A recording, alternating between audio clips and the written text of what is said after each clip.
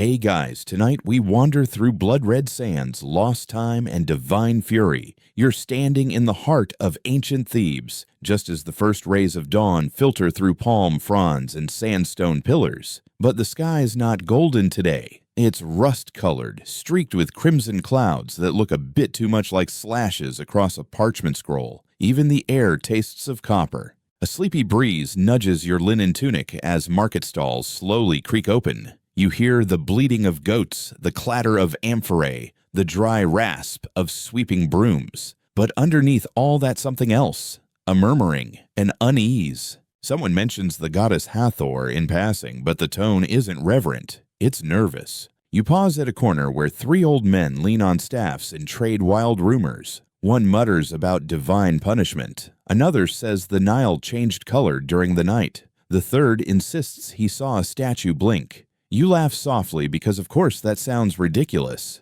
but also you don't. So, before you get comfortable, take a moment to like the video and subscribe, but only if you genuinely enjoy what I do here. And if you're listening from somewhere interesting, I'd love to know your location and what time it is for you right now. Drop it in the comments. Now, dim the lights, maybe turn on a fan for that soft background hum, and let's ease into tonight's journey together. You tug your shawl closer. Today already feels like one of those days that's better left forgotten. But too late, you're living it. Thebes in its prime is dazzling sunlight, bouncing off alabaster columns, birds circling the tops of obelisks like lazy thoughts. You pass a perfume seller who's aggressively wafting lotus-scented smoke into passers-by's faces. Someone sneezes. Someone else hisses that it's a curse. You're headed toward the palace square, drawn by the music-soft harp strings and clapping. Something's going on, something official. And then you see it, the feast. Tables draped in linen, grapes, beer, honey cakes stacked like little golden pyramids, priests in shimmering white robes, courtiers laughing far too loud. A woman in blue coal is balancing a platter of roasted duck on her head, and she's also dancing. How, don't ask. But what's strange isn't the food, it's the mood. The king, barely 20, reclines on a couch of gold and feathers, sipping beer dyed pink with pomegranate. He raises the cup high. To the gods, he says, smirking, even the scary ones. People laugh. But not everyone. You notice a priest in the back, stone-faced lips barely moving. His hand makes a subtle sign of warding. You glance up at the sky again. Those clouds still very, very red. See, here's your first historical fact in ancient Egyptian belief. Mockery of the gods, even in jest, was wildly dangerous. Blasphemy wasn't just frowned upon, it could literally wake something up. Especially her. Hathor wasn't always gentle. She had another side, a bloodthirsty side, one with fangs. Sekhmet. That's right, they were two sides of the same divine coin. Hathor, the loving goddess of joy, music, fertility. Sekhmet, her furious alter ego, lioness of vengeance, goddess of plague, chaos, and retribution. And once, according to a tale carved in a cracked temple wall near Luxor, Sekhmet was unleashed to destroy humanity itself. Historians still argue whether this myth was based on a real mass event drought rebellion or plague, or if it was a warning tale. Either way, the consequences were biblical, or well papyrus ical. Back in the square, the sun continues to rise and the party picks up. A noble woman is recounting a raunchy joke about Osiris losing a very important part. You cover your mouth to stifle a laugh, but it's too late. You already feel guilty. Then someone spills beer on a statue of Hathor, and instead of cleaning it off, they laugh. You turn to leave, because suddenly every tiny instinct in your body is whispering one thing: get out of here. There's a shift in the light. A faint roar, maybe distant thunder, but the sky is clear, and yet no birds. Not one. The music stops. Someone faints, and you hear the whisper ripple across the crowd, hissing like a hot wind through dry reeds. She's awake. No one has to say who. Somewhere far from here, maybe not far enough, Sekhmet opens her golden eyes. And she remembers exactly what humans did last time. You take a deep breath, stepping backward out of the square. You don't run. Not yet. You just let the shadows swallow you for now. But soon you'll be running, and there won't be many left to tell the tale. You don't remember making the decision to run, but suddenly you are. You dart through alleyways, brushing past baskets of onions and startled goat sandals, slapping the stone like frantic drums. Behind you, the square collapses into chaos, screams rising like black smoke clashing against the calm morning, like a harp string snapping mid-song. The people of Thebes are running too, but most of them don't even know why. There's no army, no flood, no fire, just something. Something old, something divine. You pass a mother pulling her son by the arm. He keeps looking over his shoulder, mumbling about a lion. You don't ask. You don't want to know. The sand outside the city walls is already blistering by mid-morning. You follow a small caravan trail, half-worn, sunken between red dunes. You're not sure where it leads. You just need to not be here. The desert is no friend. It whispers and laughs and burns, but at least it doesn't bleed.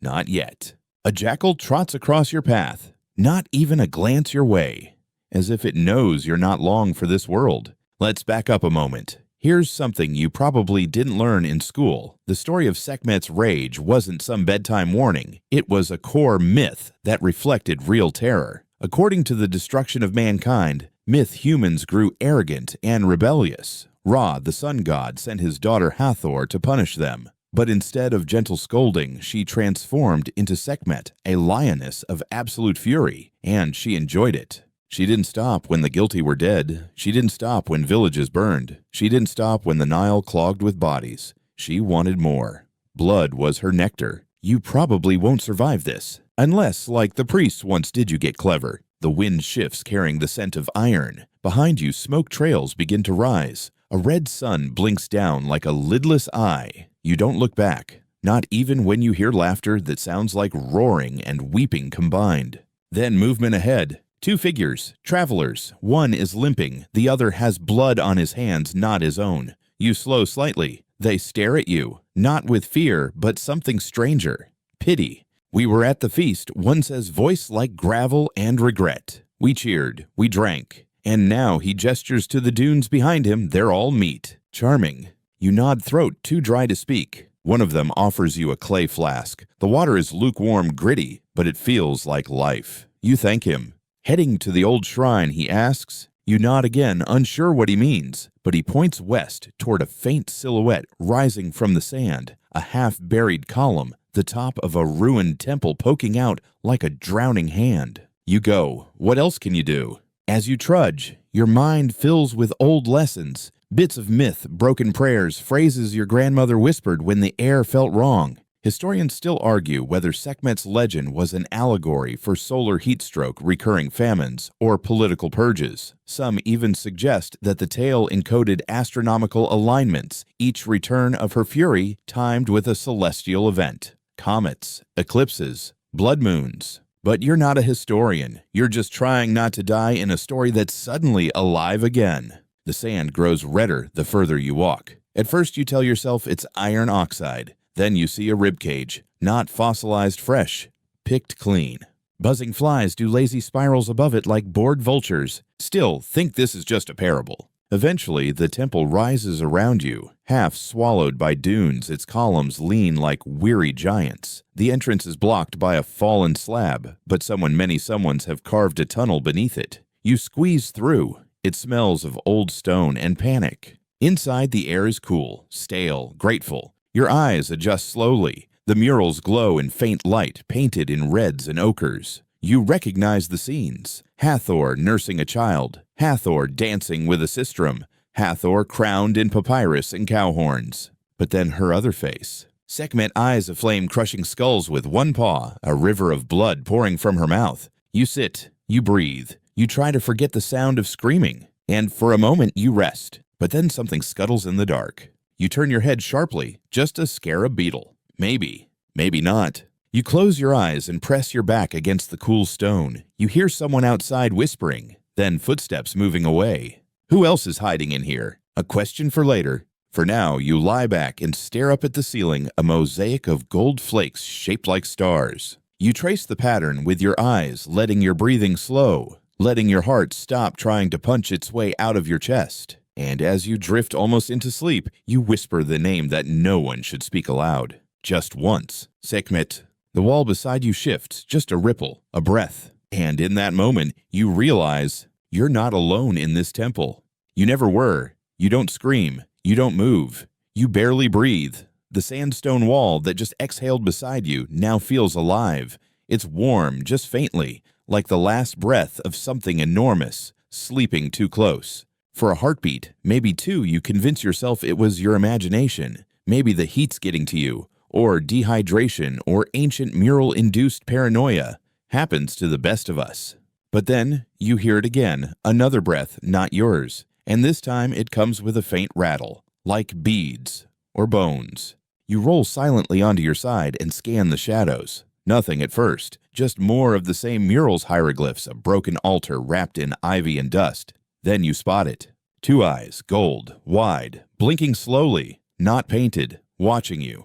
Your lungs collapse inwards. You crawl backward carefully like you're trying not to upset a god. Probably because, well, you are. The figure steps forward. It's a statue.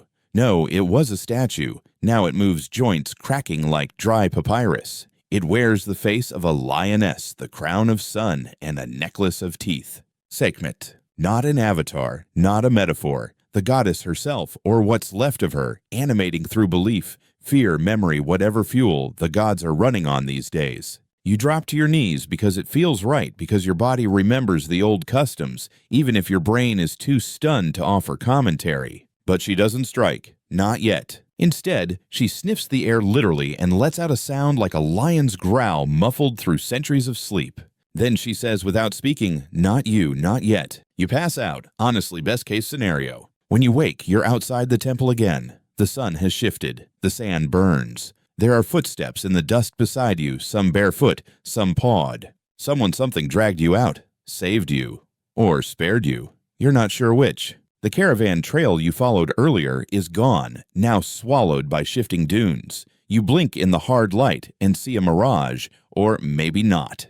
Figures on the horizon, running. You rise dizzy. Your limbs feel heavy like they've been made of stone and just barely thawed. You follow the runners. You don't ask why. Soon you catch up. It's a group of travelers, mud-streaked, terrified, breathless. You join them wordlessly. One of them, a girl no older than 16, looks at you and says, "They're all dead. The people at the river. She turned the water red."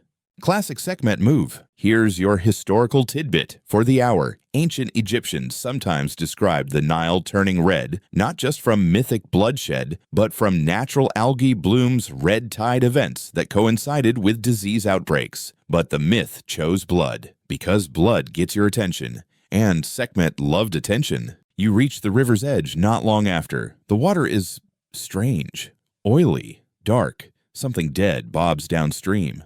A goat or a priest. Hard to tell. People are gathered debating whether to cross. On the far bank stands another temple, smaller, older, crumbling, but it glows faintly in the setting sun like a promise. A man with a shaved head and a torn cloak steps forward. "She won't follow us over. Not yet. We go now." "Why not?" someone asks. The man shrugs. The river remembers mercy. Barely. That's not comforting. But you cross. Waist deep, then shoulder deep. The water sucks at your legs. It feels angry. Or maybe you're just projecting. Either way, it lets you pass. The temple across the bank is mostly ruins, but inside, protected under slabs of stone and shadow, lies something astonishing. A painted scroll barely intact, its illustrations still vivid, and you recognize the scene. The beer trick. Ah yes, one of the stranger solutions in mythology. When Ra saw that Sekhmet would never stop killing, he came up with a frankly ridiculous plan. Dye beer red, pour it across the land like blood, and hope she drank herself unconscious. Which worked. Kind of. You see it play out on the scroll, Sekhmet drenched in red beer, laughing, hiccuping, collapsing. Later she awoke as Hathor again, her bloodlust quenched by barley and trickery. Historians still argue whether this story was meant to promote the calming effects of beer or to explain an ancient festival. The festival of drunkenness held annually involved participants getting wildly intoxicated in a ritual reenactment of that moment. Some archaeologists believe it was a religious coping mechanism. Others just think people needed a good excuse to party. But now it clicks. You understand what must be done. If she's truly returned, if Sekhmet walks the earth again, the only way to stop her might be the old way. Beer, blood-colored beer. Good luck finding a brewery in the middle of a desert apocalypse. You step back from the scroll, heart racing. And that's when you see it on the far wall. Two figures holding each other, frozen, mid-embrace. Their skin the color of volcanic glass. Obsidian. You step closer. Their expressions are calm, almost peaceful, their eyes closed, as if they chose this. You reach out. Your fingers brush the stone. It's warm. They weren't always stone. You stumble back. Someone behind you murmurs they loved. That was their sin. The girl from earlier stands there, eyes wide. She punishes love. Now, she says softly, not just disrespect, not just blood. She hates love. Well, that escalated. You step outside, needing air. But the sky is darker than it should be. No stars, just clouds, the scent of iron, and far away drums. Not human drums. You start to walk again, but something in your mind whispers what happens when a goddess turns against the very thing she once ruled over. And you realize the rules have changed. You walk fast now. Not running, but the kind of fast that says, I'm definitely pretending not to panic. The desert night is rolling in like a storm made of silence, and your skin prickles as if even the stars are too afraid to come out. Behind you, the lovers still cling in obsidian silence, two statues locked in a moment of forbidden devotion, their warmth fading slowly. Ahead, the path turns rocky. No more soft sand, just cracked earth and scattered stones that chew up your feet. You notice boot prints here, some fresh. That means people. People might mean answers, or danger, or both. Soon, you crest a low hill and see flickering light, torches, fire, a camp. You approach cautiously. A few tents huddle together like gossiping old women. A pot simmers over a small fire. It smells like lentils and cumin, normal human smells. Someone's humming. Off key. Good sign. You step into the firelight, and a man looks up from where he's sharpening a curved knife. Not in a threatening way, more in a this is just what I do instead of therapy kind of way. Another pilgrim, he asks. Something like that, you reply. He gestures for you to sit. You do gratefully. Your knees make a sound like papyrus tearing. Around the fire are four others, an old woman with eyes like polished jasper, a boy no older than 10 sketching spirals in the dirt, a teenager with a crow feather tucked behind her ear, and a cat. A big one, black, silent, watching. You look at it. It doesn't blink. Of course not. The teenager speaks. She's hunting again. Sekhmet, you ask. The old woman grunts. Who else would turn lovers to stone just for touching hands? Someone tosses another stick on the fire. Sparks rise. The cat yawns. Why now, you whisper? Why again? And the man sharpening his blade says very calmly, because we forgot. Ah, there it is. The mainstream historical angle throughout Egypt's long and layered religious history gods fell in and out of favor. Some were worshipped intensely for centuries. Then suddenly, silence. Shrines abandoned. Names no longer spoken. Priests out of work. Sekhmet was feared, yes, but also adored until people chose to remember only her gentler side. Hathor, goddess of joy, love, music. But ignoring half a goddess doesn't make her disappear. It makes her lonely and dangerous. The boy says very softly, she woke up. And she's angry we buried her with our comfort. Well, that's a real bedtime quote for you. You sip warm water and glance around. What is this place? Refuge, says the feather girl, sort of. The old woman leans in voice like papyrus and honey. This is where the curse first happened. The stone lovers, the originals. The first ones. The ones in the shrine. No, she says. Earlier, the ones who triggered it. You frown. I thought it was the feast in Thebes. That's just when she snapped, the knife man mutters. But the lovers, two high priests from rival temples. They weren't just breaking taboo. They were performing rites meant only for a god and goddess. Sacred intimacy.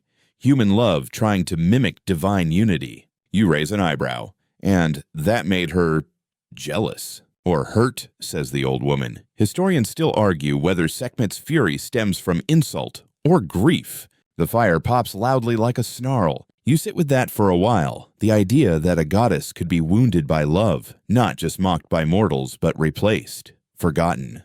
She doesn't want worship, says the feather girl, staring at the flames. She wants remembrance. She wants the world to feel what she felt abandoned, discarded, turned into myth. A pause. Then she's lonely. It's the cat, speaking. Okay, not out loud, but somehow you hear it. In your head, clear as birdsong. You stare. The cat stares back. and then stretches. The others don't react. Did the cat just... The boy nods. He does that. Right, of course. This is the point in the story where you stop questioning talking animals and start accepting reality's new texture, smooth with occasional teeth. You'll need to see the scribe, the old woman says. Why? Because he remembers things that shouldn't be remembered, like how to survive her. The man nods toward the east, Memphis. It clicks. The ancient capital, the seat of temples, home of forbidden knowledge and a whole lot of regrets. You sleep beside the fire that night, the cat curled near your face, purring faintly. And you dream of stone hearts beating, of statues walking, of a lioness made of flame weeping over a cradle she cannot touch. When you wake, the others are already packing up. The boy is drawing something in the dirt, two figures holding hands, their feet turning to stone. You sure you want to go? The man asks. No, you're not. But you're going anyway, because something in your bones says if you don't find the truth in Memphis, you'll end up frozen mid-step, forgotten by time like all the others. So you stand, you nod, you follow the path east, and somewhere behind you, deep in the sand, something massive stirs again. The road to Memphis is not a road at all. It's a winding snake of cracked stone slabs and soft dunes littered with the bones of caravans who thought they knew the way. You travel mostly at night now. The desert sun feels watched, and the cat still shadowing your every step hisses when the light gets too bright. You've started talking to him because what else do you do when walking across a haunted desert with a celestial assassin on your trail? So, you're a priest. He flicks his tail. Guardian familiar, ancient demigod trapped in feline form. A yawn. Cool, strong silent type. Love that for us. You pass a skeleton half buried in sand, still clutching a scroll tube in its bony fingers. A scorpion curls inside the ribcage like it pays rent there. Eventually, a glimmer appears on the horizon, white limestone walls, sun-baked and time-worn, rising from the desert like a memory refusing to be buried. Memphis, the city that once ruled all of Egypt, now half swallowed by dust and bad decisions. Inside, it's strangely quiet. No hawkers, no music, just the occasional clink of metal echoing through empty corridors. The streets are cracked, the statues weeping sand from their sockets. Even the gods carved into walls look tired. You follow the cat. He knows the way. He leads you past a row of sphinxes, their paws massive, their eyes unreadable. One is broken split straight down the middle. You wonder what it was watching when it cracked. At last, you reach a low, round building sunken into the ground like a forgotten well. No guards, no torches, just a faded symbol on the lintel, the Eye of Ray cracked in two. Inside it's dark, then darker, then somehow darker still, and then you see him, the scribe, a thin man robes too big sitting cross-legged in a room filled with scrolls, not stacked, floating. He doesn't look up. He doesn't need to. Took you long enough, he says, voice like flint and honey. Sorry, you say. Got cursed. Took a wrong turn. You all do, he replies. He gestures to a cushion. You sit. The scrolls orbit lazily above like vultures with better posture. You're here about the lovers, he says, not asking. Yes. The stone curse. You nod. The lioness. Another nod. He smiles barely. I remember when it started. I was young then. You try to gauge his age. You give up. The lovers, do you know who they were, you ask? He does not answer. He just lifts a hand and one scroll unfurls in front of you. No papyrus here. This is leather. Human. You don't ask. The images tell a story. Two priests. One of Hathor, one of Thoth. Forbidden union, secret rites under the moon, a merging of divinity and desire, and then Sekhmet watching, from the shadows, silent, hurt, not just angry, wounded. They tried to become gods, the scribe says. Their love was not just mortal, it was ritual. They used language of creation, spoke names not meant to be spoken, names of power. They broke the membrane between symbol and reality. You blink, and that cursed everyone. No, that woke her. Again, love when too powerful becomes indistinguishable from worship, and if you love something more than you fear a god, that god notices. Goosebumps. But why stone, you whisper? He shrugs. Stone endures. Stone is silence. Stone doesn't lie or leave. She wanted them preserved, not destroyed. That's worse, isn't it? You don't answer, because he's right. He waves his hand. Another scroll opens. This one shows something new. A ritual. Can it be undone, you ask? No, but it can be shifted. Love given shape can be given voice. a different voice. You stare at the images, blood, song, names carved into flesh, a duet offered to the gods under moonlight. But we don't have priests anymore, you say. No, the scribe agrees, but we have memory, and cats, and desperation. You glance at the cat. He licks his paw. The scribe leans forward. You'll need 2 lovers, willing ones, to do it again. Properly, not arrogantly, with sacrifice, with reverence. That sounds, you search for the word, dangerous. It is, he nods, because it must be beautiful, and gods can't resist beauty. You stand slowly. Where do I go? He points back the way you came, to the garden of statues. There is one pair, not yet fully stone. You'll know them. They'll know you. He places a final scroll into your hand. It's warm, beating, like a heart wrapped in symbols. You turn to go. Oh, he adds one more thing. You glance back. If she speaks your name, you're hers, forever. Don't let her know you. Charming. You walk out of the shrine into darkness. The moon has risen. Your cat is waiting. He stretches and begins to walk. You follow. Behind you, the city of Memphis exhales dust in memory. And ahead, statues whisper their dreams. The moon follows you. A perfect silver coin in the black velvet sky. It floats just above your shoulder like a watchful, worried sibling. Every so often, it slips behind a cloud, and when it does, the air feels colder, more dangerous, like the night is holding its breath. You and the cat walk in silence. He leads, you follow. The scroll beats faintly in your bag like a tiny second heart. You don't open it, not yet. Whatever's in there, it's not meant to be read casually, not under stars that might be listening.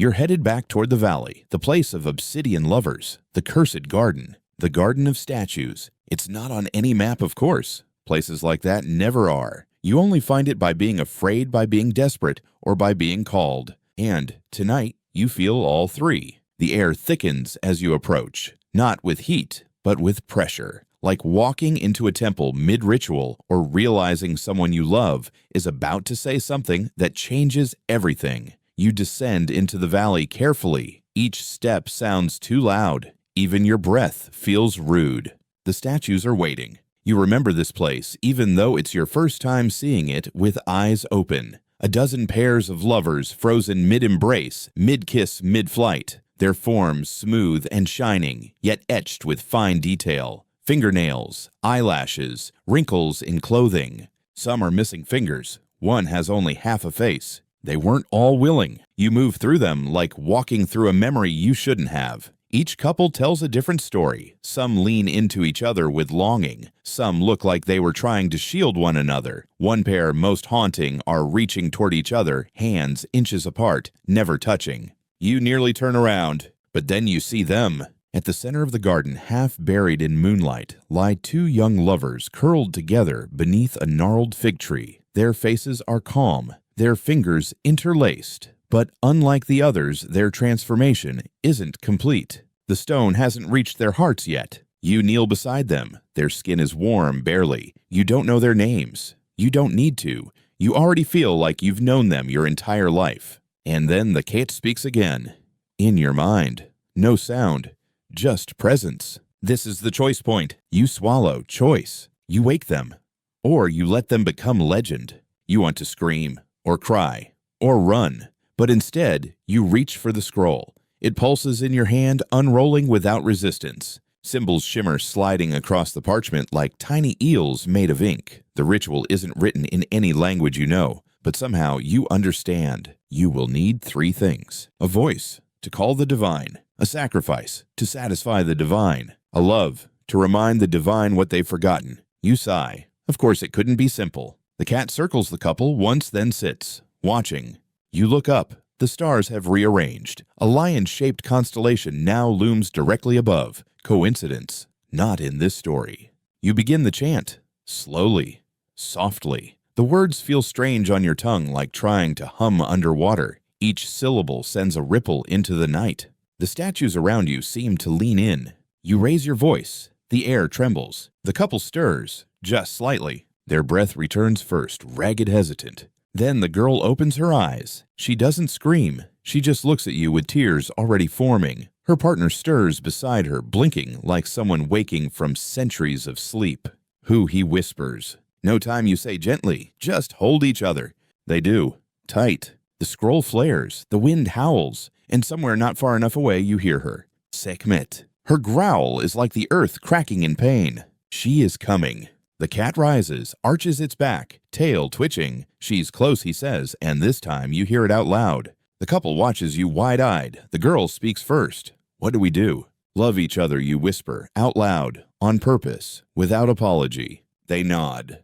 Then they begin, not a kiss, not yet, a prayer, to each other, to love itself. They speak names, pet names, stories, promises. They cry, they laugh. He calls her the light in his bones. She calls him the breath that stayed when everything else left. You weep, because it's so raw it hurts. The stone cracks. From their feet upward, the obsidian peels away. It floats off like ash caught in reverse gravity. Their skin reemerges, glowing faintly with silver. And then she arrives. Sekhmet. No warning, just presence. A lioness with eyes like the sun at high noon. She stands at the edge of the garden, silent, watching, massive, radiant, drenched in power and sorrow. You freeze. The couple holds tighter, and you step between them and her, because that's what stories demand. Sekhmet takes one step forward. The ground sizzles beneath her paws. Her mouth doesn't move, but her voice fills your skull like fire. Do you love them? I don't know them, you whisper, but they remind me. Of who?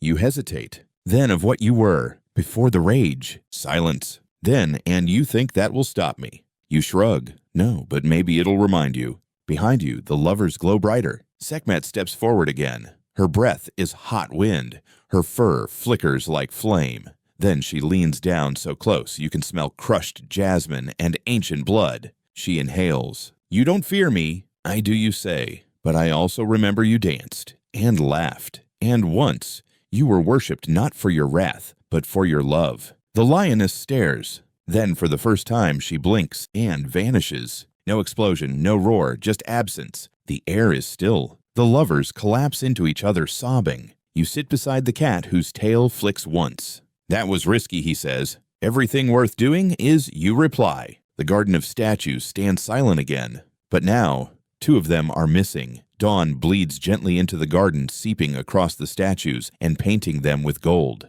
For the first time in what feels like lifetimes, the place doesn't feel haunted. It feels heavy, but hopeful. Like the first morning after a long fevered illness. You sit cross-legged in the dew, letting your hands rest on the cold earth. The couple alive shivering hold each other as if they might never let go.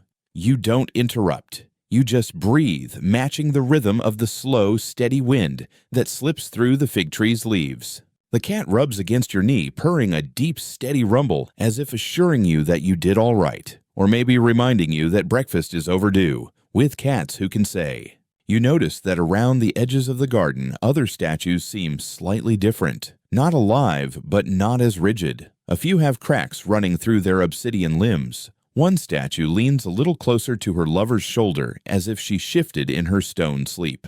You wonder what happens to legends when someone changes their ending. Maybe the curse is weakening, or maybe it's just a trick of the morning light. The couple approaches still holding hands. Their faces are pale and streaked with tears, but their eyes are bright, human, soft. Thank you, the girl whispers. You shake your head. Don't thank me. Thank each other. You did this. The boy nods. What now? You have no idea, but you're getting good at faking wisdom. Leave this place, you say gently. Find somewhere the past can't reach you, and don't ever stop loving even when it hurts, especially when it hurts. They hug you, trembling, and disappear down a narrow goat path leading toward the rising sun. You watch until they're gone, and then you sit back and let your heart slow down. Fact time, because you know you're not just living a myth, you're also sleepwalking through a textbook. Ancient Egyptians believed love and protection were linked through magic. Love charms, amulets, and protective spells were common, sometimes worn as jewelry, sometimes painted onto tomb walls. Some even say that the Book of the Dead was as much about reuniting lost lovers as it was about guiding souls. But here's a fringe detail: the Egyptians believed cats could guard the soul's passage between worlds, slipping through boundaries that humans couldn't even see. Cats were both companions and silent guides, messengers from Bastet, and sometimes it was whispered from darker, lonelier gods. Your own feline companion arches his back and flicks his tail toward the statues. They're not free. He says yes out loud again. You're getting used to it, but they're closer. You run a hand along the cracked stone shoulder of one statue. It's warmer than before. There's a faint pulse, like an echo. The cat hops up onto the base of a broken column, sits and licks a paw. You still have to face her again, you know. You sigh. I was afraid of that. She's not finished, the cat says. You woke a memory. You eased a little pain. But Sekhmet's fury runs deeper than any curse. The past doesn't just let go. Great. That's exactly what you want to hear when you haven't had coffee in 4,000 years. You stand stretching stiff muscles and look east. The sky is turning blue. The wind is picking up, bringing with it the distant sound of river water and the smell of figs and roasting barley from a village over the hills. Life goes on. But in the back of your mind, a worry grows. What if the curse latches on to someone else? What if the rage is just sleeping not spent? Historians still argue whether the ancient fear of Sekhmet was ever truly put to rest. Some think the old rituals kept her appeased, others that every so often a disaster, famine, plague war was blamed on her restless spirit. You sling your bag over your shoulder. The cat lands with a soft thud beside you. Back to Thebes, you ask.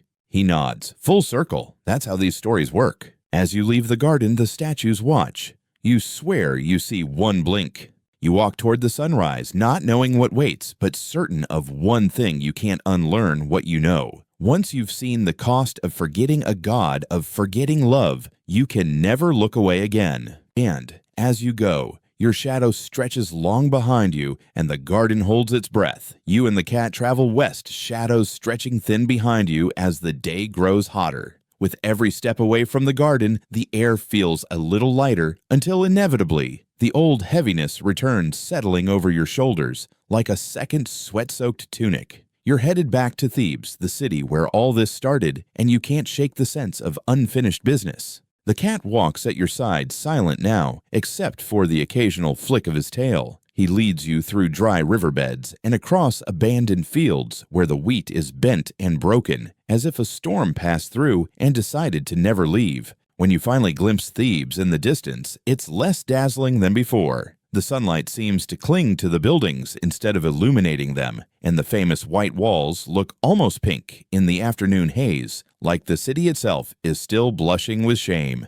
You pass through the outskirts, stepping over discarded sandals, broken jars, and more than one chicken who gives you a look that says, "Don't even think about it." The markets are quieter than usual. You notice people glancing over their shoulders, muttering, eyes ringed with sleepless worry. You head straight for the palace square where the feast once took place. The aftermath is obvious: tables overturned, food dried into sticky mosaics, the scent of sour beer and stale panic still hanging in the air. A few palace guards sweep up in silence, not meeting your eye. You get the feeling the city is trying to clean itself up before the gods notice how bad it got. You move on toward the great temple complex because that's where you'll find the answers, or at the very least, the right questions. You duck into the shadow of a tall pylon and nearly run into an old priest. His robes are torn and he's missing a sandal, but he straightens up as you approach, squinting suspiciously. The cat arches his back but doesn't hiss. "Come to offer apologies, have you?" the priest asks, half mocking, half hopeful. You shrug. "I don't think that's how this works anymore." He laughs, a dry, rattling sound. "Nothing works like it used to. We pour out offerings, but the gods don't drink. We sing hymns, but the statues weep sand." You glance up at a row of carved lioness heads. For a moment, you think you see one twitch. Then, just as quickly, it's still. You decide not to mention it. You've already had your fill of moving statues for one lifetime. "Is there anyone left in charge?" you ask.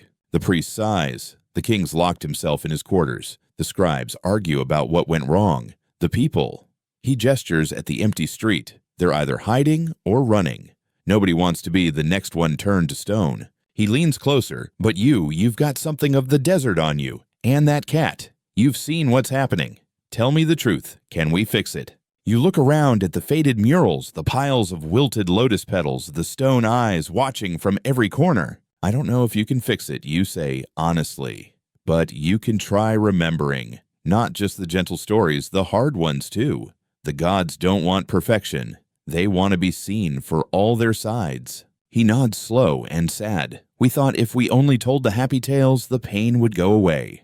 "Pain doesn't disappear," you say. "It just waits." And sometimes it wakes up. He sighs and shuffles away, muttering about rituals and forgiveness. The cat hops up onto a fallen pillar, stretches, and looks at you. "You handled that well," he says, sounding faintly amused. "Are you always this encouraging?" you ask. "Depends who's listening," he purrs. Fact break. In ancient Thebes, forgiveness rituals were real and elaborate. Pharaohs would offer not only gold and grain, but sometimes their own blood as a sign of humility and desperation to appease an angry god or goddess. There are even temple inscriptions that hint at ceremonies performed in secret at midnight when no sun watched and no one could lie. But here's a fringe theory for you. Some Egyptologists believe those rituals were designed as much for the people as for the gods. Public guilt transformed into performance, a communal cleansing. Not everyone agrees, of course. Historians still argue whether these offerings ever changed anything at all, or if they just made everyone feel slightly less doomed.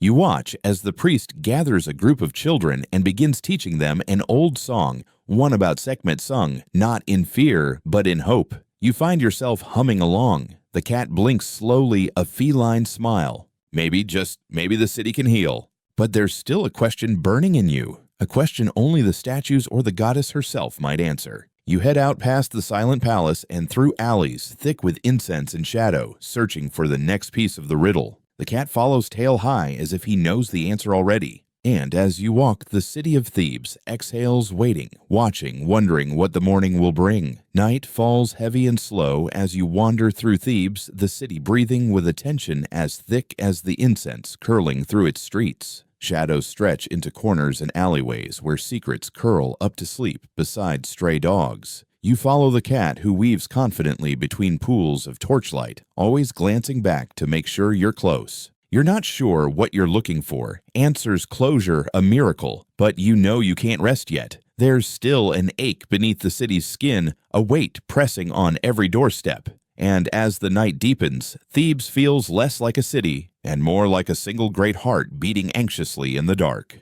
You turn down a narrow lane, lined with cracked statues of gods and mortals. Some of the faces look frightened, others merely tired. You pause at a broken statue of a woman reaching toward the sky. Her hands are chipped, her face streaked by centuries of rain. As you touch the cool stone, the cat hops onto the plinth beside you and stretches. "You're close," he says. "She's near." A shiver runs through you. Somewhere in the city, you feel Sekhmet's presence gathering like a storm cloud, too heavy to hold back any longer. You press on. The cat leads you through a low archway into what must once have been a private garden, a riot of shadows and wild vines, silent save for the distant trickle of a fountain. At the center sits an old man in tattered linen, staring into a brazier that glows faintly blue. You sit beside him without asking permission. He doesn't look at you, only nods. "I know why you're here," he says quietly. "You want to know if the curse can be lifted." You nod, unsure whether to speak or wait. He drops a handful of dried lotus petals into the flame. The smoke twists into shapes lioness lover stone.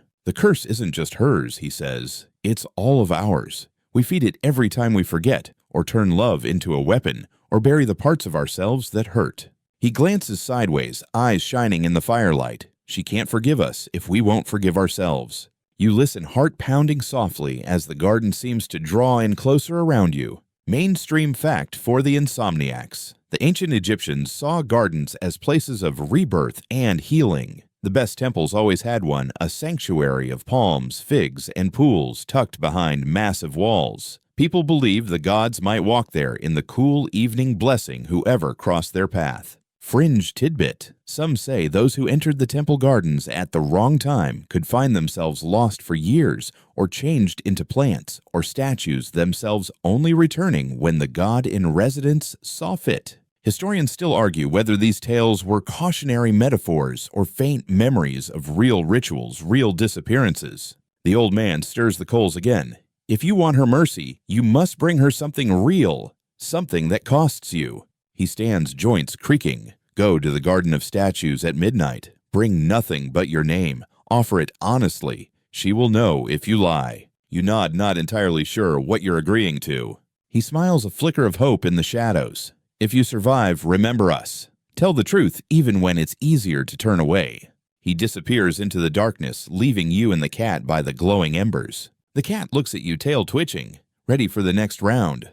You take a long breath, feeling the cool air tighten your chest and loosen your fears, as I'll ever be. The moon is high now, and the city has gone quieter, still waiting for something to shift. You rise, following the path back through the city, past silent doorways and the uneasy breathing of the Nile. The statues watch you pass, as if they too are waiting for the dawn. Midnight in Thebes doesn't arrive quietly. It creeps thick and slow, rolling over the rooftops and squeezing into every crevice of the city, muting sounds, sharpening shadows, and turning every breeze into a whisper of warning. The city sleeps uneasily, clutching its memories and regrets close. You make your way to the Garden of Statues once more. The streets are empty but not safe. Your sandals echo like drum beats on the flagstones. The cat walks at your heels so close you feel his fur brush your ankles. The garden is a different world at night. Moonlight pours over the statues, turning them to silver and shadow. The air tastes of stone and old prayers.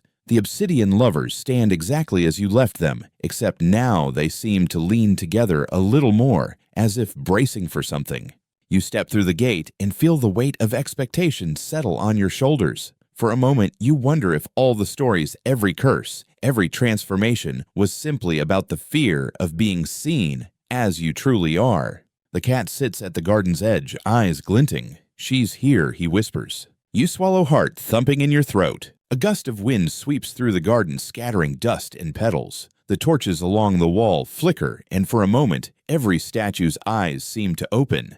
Then stillness. She appears not as a roar, but as a hush. Sekhmet. Lioness, goddess memory made flesh. She's taller than you remember. Her eyes burn like noon, her mane a flicker of fire braided with shadows. She speaks, but her mouth does not move. The words pour directly into your mind. You come to offer. You nod. Your throat is dry, but you force out, "I bring my name." She tilts her head as if amused and exhausted all at once. Do you know what that means? Everything you answer, "To give my name is to give myself." Sekhmet steps closer. The earth warms beneath your feet. You do this for love or for survival. You hesitate because you want both. Because maybe they're the same thing in the end. For both, you say quietly. She considers this, and for a heartbeat, you see sorrow flicker across her face. Long ago, she says, the first lovers thought love alone would shield them, but it was their pride that doomed them, not their hearts. She circles you. The garden glows as she passes the statues, seeming to lean toward her, hungry for her attention. If you would break the curse, you must admit your fear and your longing and your hope. All of it. The gods do not punish for love. They punish for forgetting what it costs. A silence settles. The cat watches, tail curled tightly around his paws. Sekhmet stops in front of you, looking into your eyes as if reading every secret you ever tried to hide. "Speak your name," she commands. Your mouth is dry. Your mind races. But you remember the scribe's warning, if she knows your name, she owns you. But you also remember the dream, the night under the fig tree, and the lovers who woke because someone believed enough to try. You speak your name. It echoes through the garden, carried by the wind caught in the branches, reverberating through stone. For a moment, nothing happens. Then Sekhmet's eyes soften. The ground trembles just slightly, and a deep golden light swells from her chest, washing over the statues. You remembered, she says, her voice now gentle, almost human. The curse does not shatter with a bang. It melts slowly, lovingly, as if warmed by the memory of old laughter. The lovers blink, move, reach for each other, life returning in waves. Some fall to their knees. Some weep. Some simply hold hands and look at the sky. You feel exhausted, hollowed out, and filled up at once. The goddess steps back, her form already beginning to blur at the edges. Remember us, all of us, the joy, the fury, the sorrow. Only then are you truly alive. She fades with the wind, leaving behind a hush so deep you swear you can hear the statues breathing. The cat stands, arches his back, and looks at you. You did it, he says softly. You want to collapse. You want to laugh. Instead, you sit among the waking lovers, letting their relief and gratitude fill the cracks in your spirit. Above, the moon slides behind a cloud, and for the first time in a long time, the night feels safe. You close your eyes, letting peace settle into your bones, if only for a little while. When you open your eyes again, the garden feels impossibly changed. The statues are no longer silent sentinels, but people, some young, some ancient, all blinking in the dawn, bewildered and trembling. They whisper to each other in voices rough with newness, reuniting with loved ones or searching for faces long forgotten.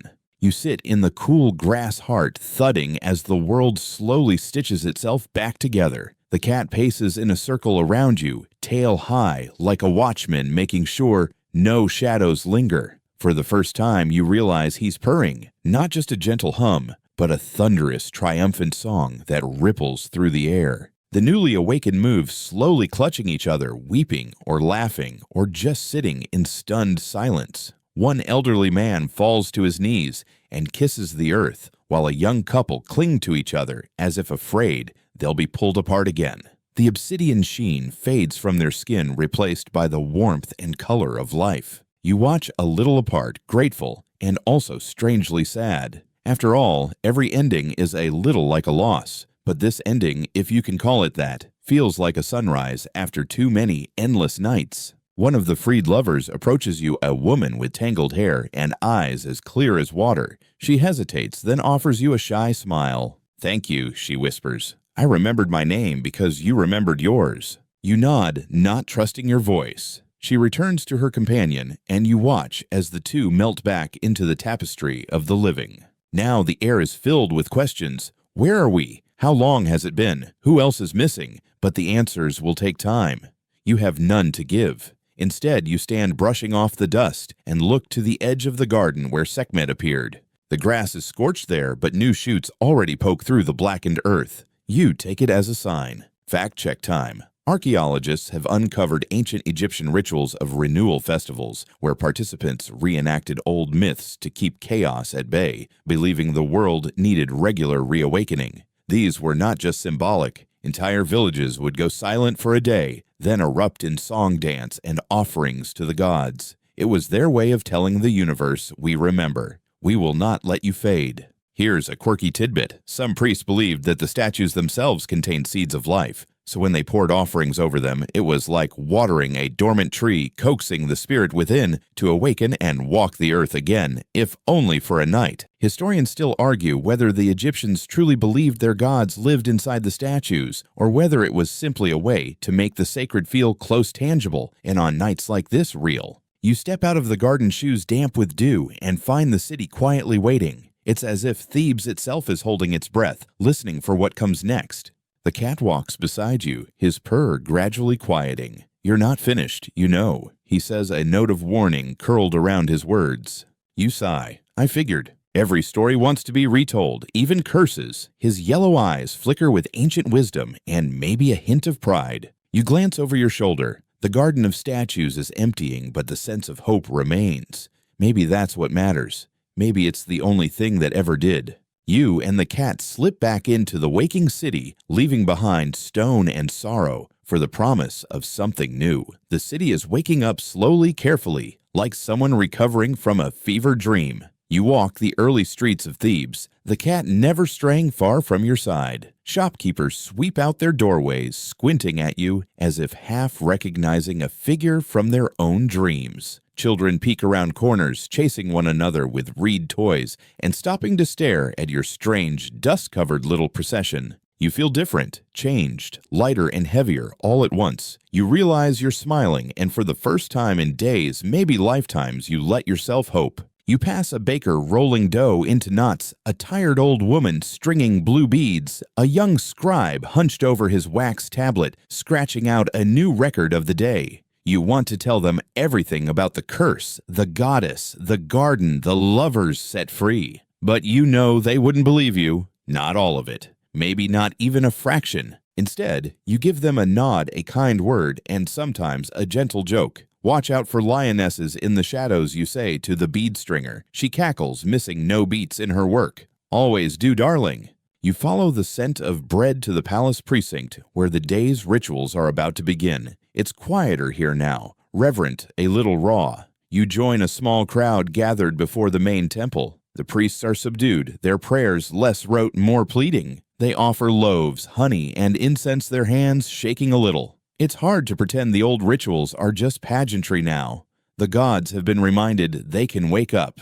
The chief priest steps forward, his voice trembling as he leads the hymn. The crowd joins in hesitant but honest, the melody winding up to the high stone walls and down again like a river of hope. You catch glimpses of the recently freed, a woman with fresh pink cheeks, a young man blinking at the sunlight like he's learning the world from scratch. They stand among the worshippers, accepted, no questions asked. Beside you, the cat washes his paw, unbothered as ever. You did something impossible, he says, as if it's the most ordinary thing in the world. People will talk about this for generations, if they remember, that is. You kneel bowing your head, letting the aroma of frankincense and fresh bread fill your lungs. There's relief here, and something deeper, a sense of forgiveness of wounds finally beginning to close. The gods are silent, but it feels less like absence and more like a pause. Maybe they're listening.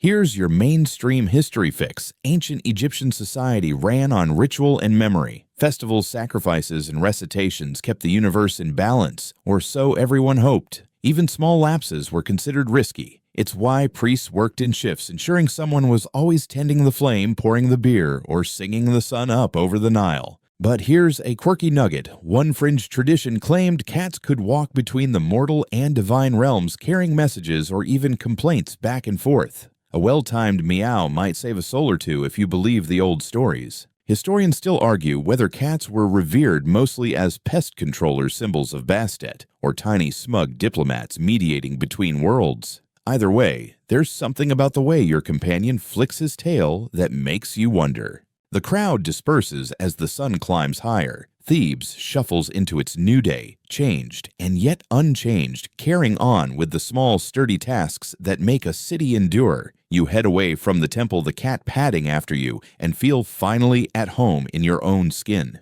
You can almost believe that the curse is broken for good.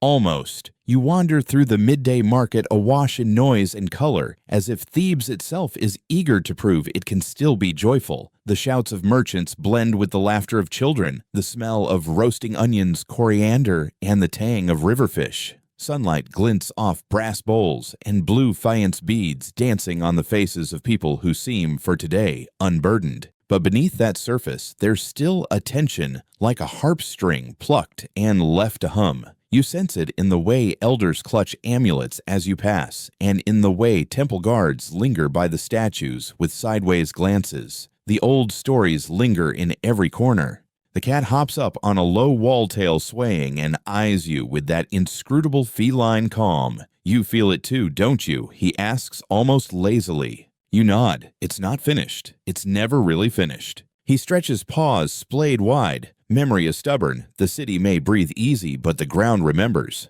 You find yourself outside a familiar scribe's shop, parchment and ink scenting the air. The scribe you met in Memphis appears in the doorway, older than before, though you know that's impossible. He beckons you in. Inside, scrolls and tablets fill every shelf. The cat settles onto a sunny patch on the floor, purring in contentment. The scribe gestures for you to sit, and when you do, he hands you a fresh scroll. You must write it down, he says, serious now. Not for yourself, for the ones who will forget. You hesitate. What if it brings the curse back?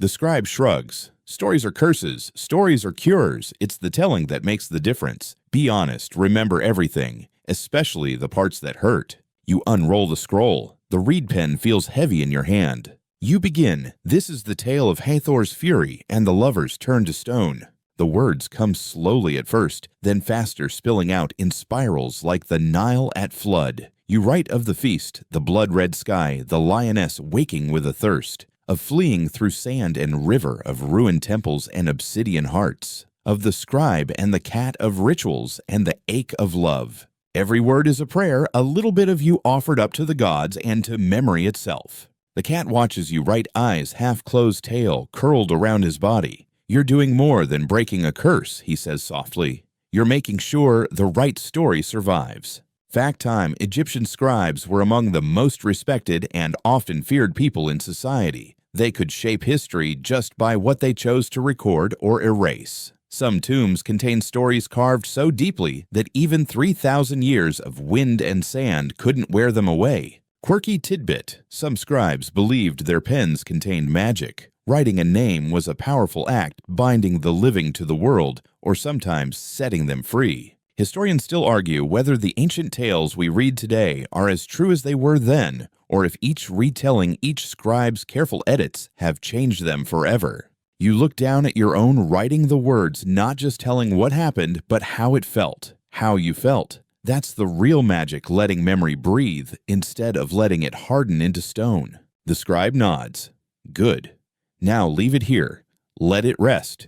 The city needs new stories. You rise, rolling the scroll closed. The cat leaps up, brushing against your leg as you leave the shop and step back into the sunlight, blinking at the brightness. Thebes is still Thebes. The world moves on, but now someone remembers. You remember, you drift out into the golden afternoon scroll left behind, heart unexpectedly light. The scribes will guard your story. The cat for once walks quietly at your side. No cryptic advice, no sly jokes, just the easy silence of two friends sharing the same sunbeam. The Nile sparkles nearby, its banks buzzing with life fishermen, hauling in nets, women singing as they wash, linen boys racing sticks along the mud. You pass through gardens perfumed with myrrh and oleander, the city softening around the edges. Every now and then, someone offers you bread or dates a word of thanks, a question you can't quite answer. Will the goddess come again? Will the stones wake up twice? You have no prophecies to give. You only say what you know, love each other well. Remember even the hard things. Most people nod, some smile, and a few look away, unwilling to meet the weight of your answer. It's enough. The city's daily rhythm feels steadier now. Yet everywhere you spot reminders of the ordeal, the newly freed, wandering with awestruck faces, statues dusted off and garlanded with fresh lotus, and little shrines where people leave thanks or offerings to Sekhmet, not out of fear, but gratitude. Your cat whines between your ankles, purring so loudly you can feel it through your sandals. He leaps up onto a low column and regards you with golden eyes. There's one last place to go, he says. She's waiting for you. You hesitate. The cat flicks his tail. You know where. The garden of statues is silent when you return, the grass taller, the stones cleaner. Only a few statues remain, lonely, unfinished stories, not yet ready to wake or be forgotten. You move among them quietly, feeling a bittersweet kinship with these relics. You find the place where the lovers once stood, now just an empty patch of dew-bright grass. You sit and listen, not for words or omens, but for what the earth wants to tell you. A gentle rain begins to fall, light as sighs. It dapples your skin and soaks the ground, a blessing in a land that so often fears drought. Each drop shimmers, catching the last light of the sun, and you see just for a moment the faint outline of a lioness moving through the mist. Sekhmet. She is not terrible now. She is simply present, watching. You bow your head. You speak softly the words meant only for her. Thank you for your fury, for your mercy, for not letting us forget. No reply comes, but you feel the air shift warmer, gentler, like hands smoothing the edges of an old wound. Mainstream fact.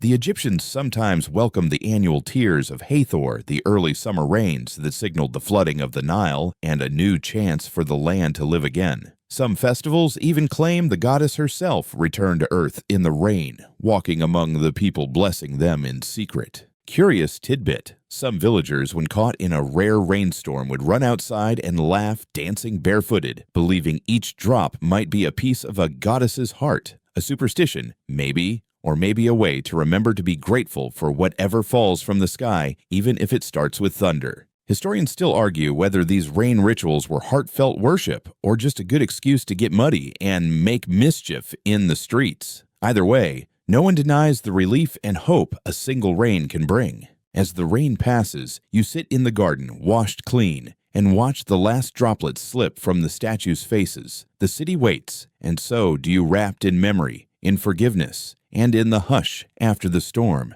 You linger in the damp silence, savoring the peace the rain has left behind. All around the city seems to breathe a little easier, the dust pinned down the air newly sweet. Thebes always needed rain, maybe now more than ever. Maybe this time people will remember not to take the blessing for granted. You wander the garden, brushing your fingers along the stone shoulders of those still dreaming. It's quieter than before, but not lonely. You realize that what remains here are not just relics of a curse, but witnesses, reminders of what's possible when fear is faced, when love endures even as stone. At the edge of the grass, the cat sits rain-soaked and dignified tail, flicking in rhythm with your footsteps. He meets your gaze with something almost like approval. "You're not afraid anymore," he observes. You smile, surprised by the truth of it.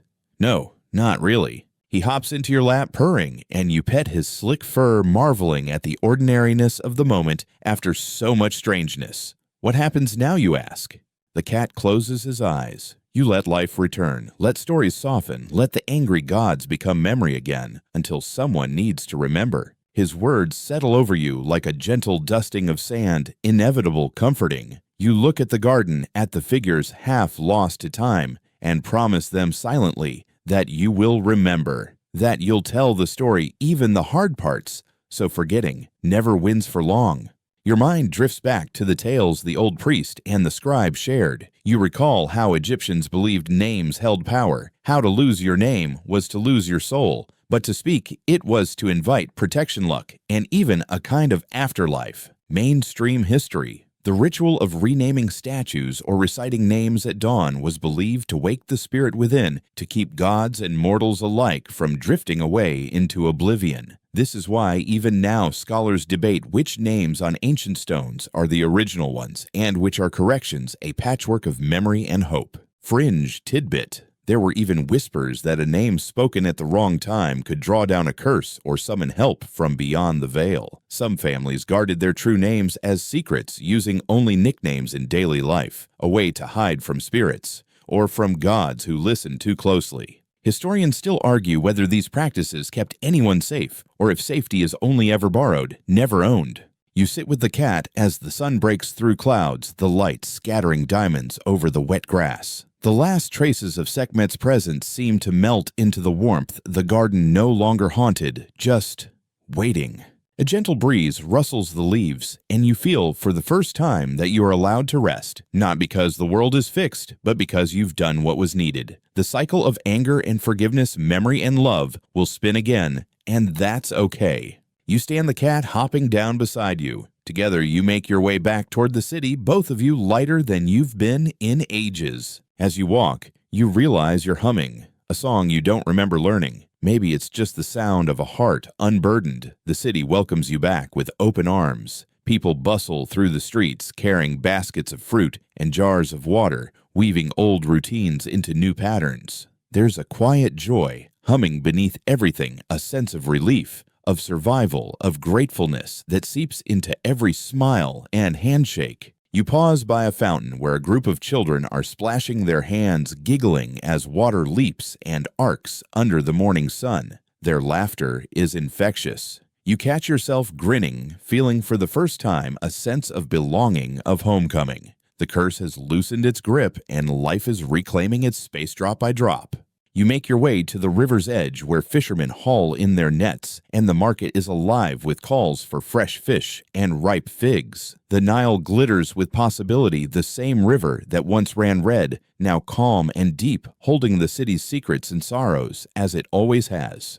You find the couple you helped set free from stone sitting side by side under a flowering acacia tree. Their faces are sun-kissed, their laughter quiet but true. They wave as you approach, beckoning you to join them. The cat weaves between your legs, earning a scratch behind the ears from both.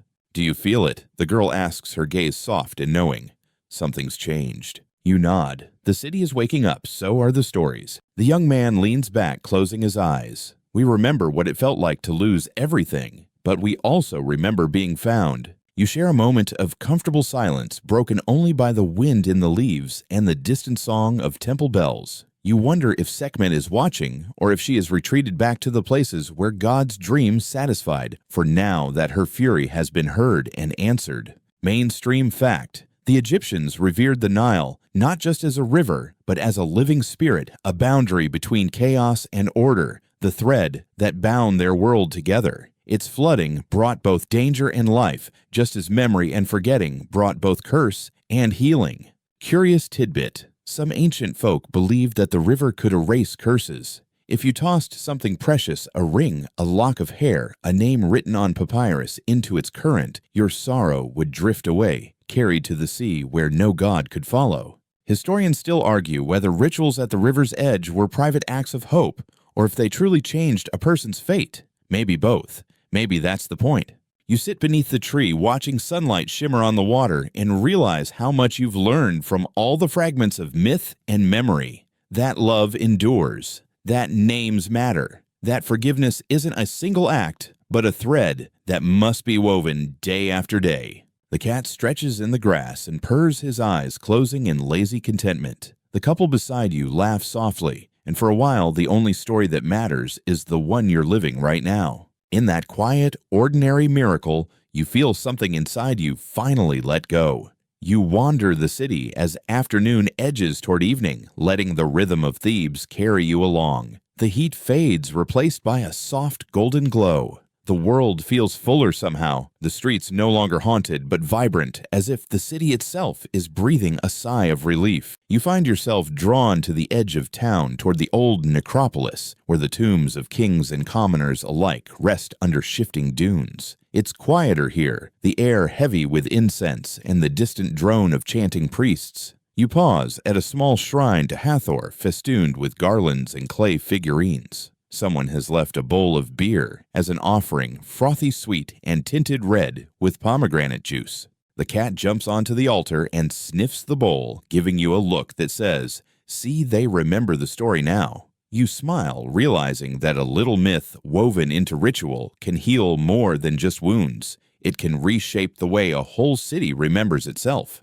You kneel beside the shrine, resting your hand on the cool stone. "Thank you," you whisper, not sure if you're talking to the goddess, the city, or just the echo of your own voice. As you rise, you notice a line of villagers walking up the path, carrying lanterns and flowers. They gather by the tombs, their faces solemn but peaceful. You realize tonight is a festival, a night of remembrance. People light lamps for those they've lost, tell stories, and share food, inviting the departed to join them for an evening of laughter and memory. The villagers welcome you without question. Someone presses a lantern into your hand. You wander among the graves, listening to stories, some sad, some joyful, some so old you suspect they've been borrowed from the gods themselves. You share your story too.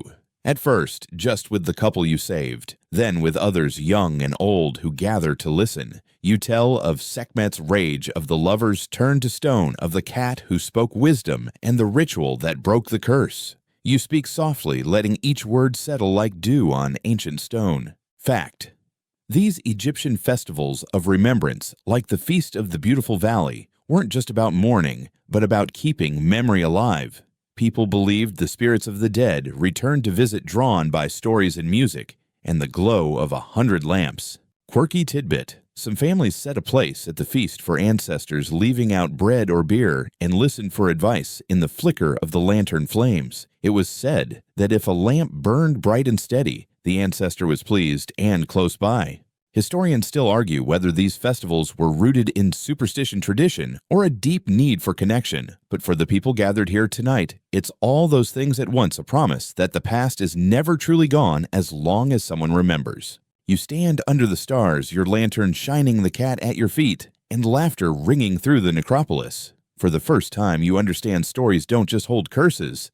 They can also set you free. The city behind you glows with 100 little lights, and you feel hope blooming where fear used to live. Night deepens over Thebes, and the festival of remembrance weaves itself into every street and shadow. You wander among the lantern-lit tombs, feeling both like a guest and a part of something much older than yourself. Laughter and tears drift on the air, mixing with the scent of warm bread and honey wine. You notice how the living and the departed seem to mingle here in story, if not in flesh. People sit in small circles, retelling tales of ancestors' gods and narrow escapes. You hear your own story echo from group to group, each retelling a little different, a little brighter, colored by hope.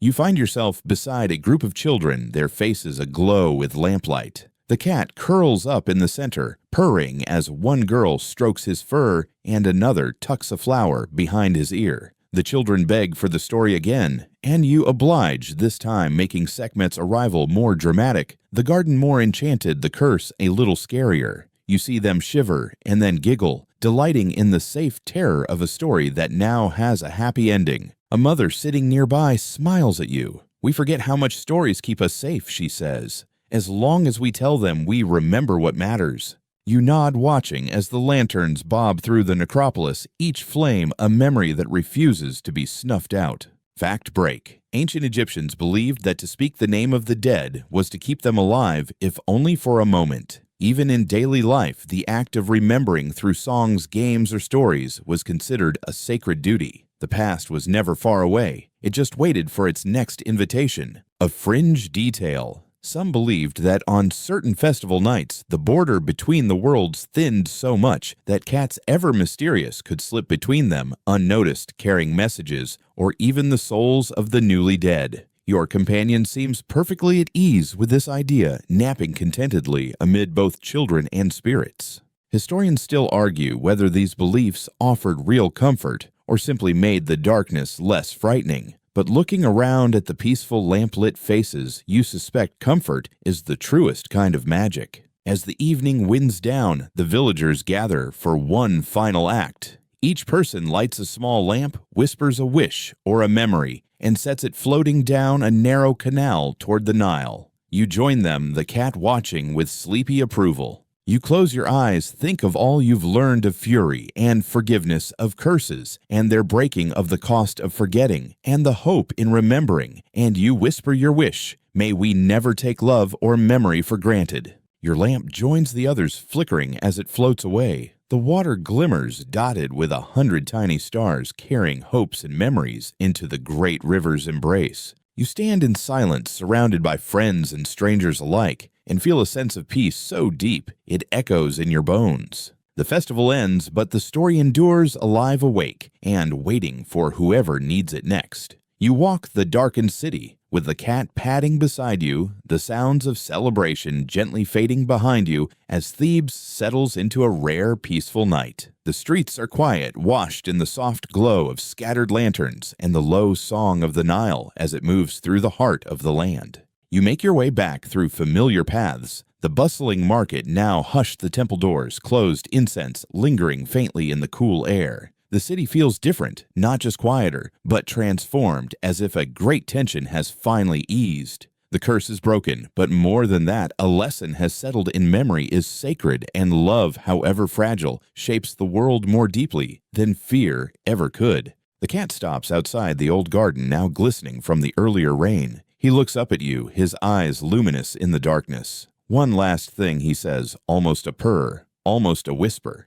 You hesitate, then follow him inside. The statues remaining are peaceful now, unthreatening, almost inviting. You walk among them, tracing gentle fingers over cool stone. There's no fear in this place anymore, only history and possibility. You kneel in the grass, remembering every moment, each choice, each challenge, each mercy. You let yourself feel proud, not for outsmarting a goddess, but for listening, for refusing to forget, for trusting that a story told truthfully can heal what violence cannot. The cat curls up at your feet, tail flicking softly. You did well, he says, but remember, this is only your chapter. Someone else will write the next. You look to the sky, now star-flecked and open. Somewhere in the hush, you sense Sekhmet, not angry, not distant, but watching with the fierce, protective gaze of one who remembers both pain and hope. Mainstream fact. In Egypt, even the stones themselves were believed to hold memory. Builders often chose rock from old temples for new ones, believing the spirit of the past would strengthen whatever came after. The world was always being rebuilt atop its own story. Quirky tidbit. There are tales of travelers who swore they saw statues' eyes follow them, even smile at night when the moon was full. Gentle reminders that the past is never fully gone. Historians still argue whether these haunted places were warnings, blessings, or both. Perhaps all that matters is the promise. So long as the stones remember, so do we. You rise, stretch, and breathe in the cool air, the scent of wet earth and faint lotus. The city, the lovers, the goddess, even the cat, all bound now by the same thread of memory stronger than any curse. You thank the garden. You thank the goddess. You thank the cat who just yawns and blinks in the darkness. It's time to go home. You follow the cat through the empty lanes of Thebes, the city at peace for the first time in what feels like centuries. Dawn glimmers at the edge of the rooftops, gilding everything with the soft promise of another beginning. You let your steps slow, relishing the hush, the world on the cusp of waking, a moment that feels like holding your breath before a song. As you near your door, you glance back once more at the garden, the statues' faint outlines in the half-light. The curse is gone, but their presence lingers, a gentle weight, a reminder of what was lost and found and transformed. You know now that the stories you carry matter as much as the ones you leave behind. The cat leaps onto a sun-warmed stone, arches his back, and gives you a long, satisfied look. Sleep, he suggests, before you start telling this all over again.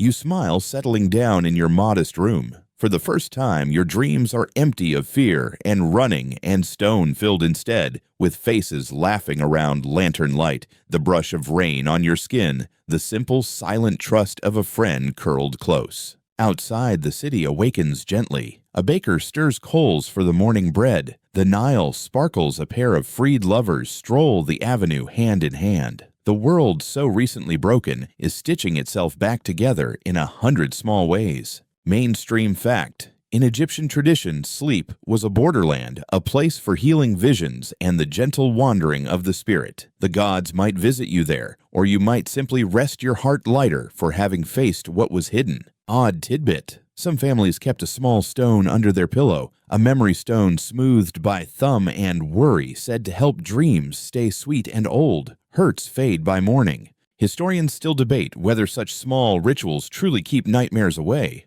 But tonight, the city's sleep is untroubled, its dreams watched over by cats, and stories, lanterns, and new beginnings. As you drift into sleep, you feel the weight of memory soften, fading into the lull of night. Thebes is quiet. The world turns. The stones remember your footsteps, but tonight they let you go. So as you settle back and let the hush of Thebes drift through your mind, feel the gentle warmth of sunrise on your skin and the soft breath of a city at peace.